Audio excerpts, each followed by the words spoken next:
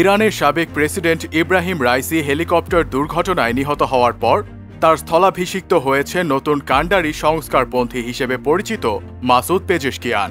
তার ক্ষমতা গ্রহণের পর কথা হচ্ছিল যে ইরানে পেজেশকিয়ানের হাত ধরে নানাবিধ পরিবর্তন আসতে পারে, কিন্তু নতুন প্রেসিডেন্ট এলেও তার অধীনে আন্তর্জাতিক রাজনীতিতে ইরানের অবস্থানে বড় কোনো পরিবর্তন আসবে না বলে মনে করে যুক্তরাষ্ট্র।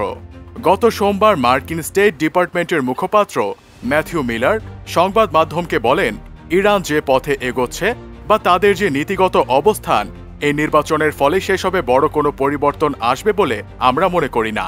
কারণ দিন শেষে ইরানের ভবিষ্যৎ নীতি নির্ধারণে প্রেসিডেন্ট নন, শেষ কথা বলেন সুপ্রিম লিডার।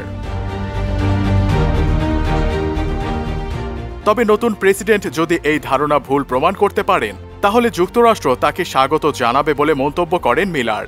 তিনি বলেন, তবে নতুন প্রেসিডেন্ট যদি ইরানের পারমাণবিক প্রকল্পের কাজ সীমিত করতে পারেন, মধ্যপ্রাচ্যে অস্থিরতা তৈরি করে এমন কর্মকাণ্ড বন্ধ করতে পারেন, তাহলে সেই সব পদক্ষেপকে আমরা স্বাগত জানাব। মিলার যোগ করেন, তবে এমন কিছু হবে বলে যে আমরা বিশ্বাস করি না, তা বলাই বাহুল্য। এদিকে মার্কিন পররাষ্ট্র দপ্তরের মুখপাত্র বেদান্ত প্যাটেল বলেছেন, ইরানের প্রেসিডেন্ট নির্বাচনের মাধ্যমে ইরানে মৌলিক কোনো পরিবর্তন আসবে বা দেশটির সরকার মানবাধিকারের প্রতি আরও সম্মান ও নাগরিকদের মর্যাদার ব্যাপারে সোচ্চার হবে, এমনটি আসলে আশা করা যায় না, কেননা কিছু পরিবর্তনের ক্ষমতা প্রেসিডেন্টের হাতে নেই। অন্যদিকে বেলজিয়াম সদর দপ্তরে থিঙ্ক ট্যাঙ্ক ইন্টারন্যাশনাল ক্রাইসিস গ্রুপের ইরানের বিশেষজ্ঞ আলী ভায়েজ বলেছেন, পেজেশকিয়ানের জয়ের অর্থ এই নয় যে পশ্চিমারা ইরানের সঙ্গে কূটনৈতিক সম্পৃক্ততার সম্ভাবনা সম্পর্কে আশাবাদী হতে চলেছে, কারণ পেজেশকিয়ানের সামনে অনেকগুলো বিশাল চ্যালেঞ্জ রয়েছে। এই চ্যালেঞ্জগুলোর সমাধানই এখনও সুস্পষ্ট নয়।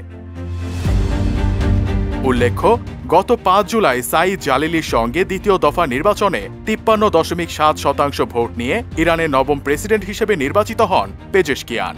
ক্ষমতায় এলে পশ্চিমাদের সঙ্গে সম্পর্ক উন্নয়নের সর্বোচ্চ চেষ্টা করবেন বলেও নির্বাচনের আগে প্রতিশ্রুতি দিয়েছিলেন তিনি। তবে বিশ্লেষকরা বলছেন, পেজেশকিয়ানের জয়ের পর তার এ মন্তব্যে পশ্চিমাদের আশাবাদী হওয়ার কিছু নেই, কারণ দেশটির সুপ্রিম ন্যাশনাল সিকিউরিটি কাউন্সিলের অনুমোদন ছাড়া পররাষ্ট্র নীতিতে কোনো পরিবর্তন বা এ ধরনের কোনো পদক্ষেপ নেয়ার সেরকম ক্ষমতা নেই দেশটির প্রেসিডেন্টের।